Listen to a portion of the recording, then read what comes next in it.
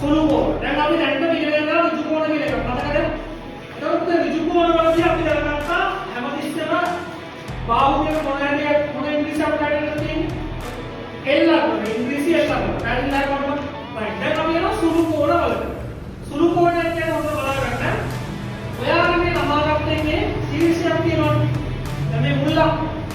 ඒ මුල්ල ගෙනල්ලා මෙහෙම එක බාහුවක් උඩින් තියලා ඒ බාහුව දිගේ මෙහෙම තියනවා මේ පාර. දැන් දැන් ඔයාලට පේනවා ඔයාගේ අර රේඛාව L එකක් අනිත් තියෙන L එකට වැඩි අඩුයි තියෙන්නේ.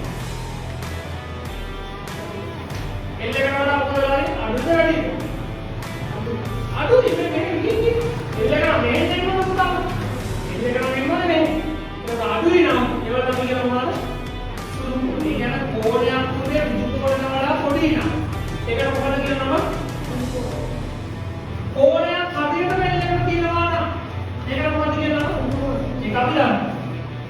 කෝණයක් මෙහෙම තිබ්බම එල්ලකට වඩා ලොකුයි නම් පෙරදවලට එල්ලකට තියෙන ලොකුයි වෙන්නේ. ඒ කියන්නේ ඍජු කෝණයට වඩා විශාලයි. ඍජු කෝණයට වඩා විශාල වෙනවා අපි නමක් දෙනවා මොනවාද? මහා කෝණ. පැහැදිලිද? මේ තමයි අපි නමාගත්ත එල්ලකට. ඍජු කෝණ. හිතනවා ඍජු කෝණ මෙහෙම තිබ්බා.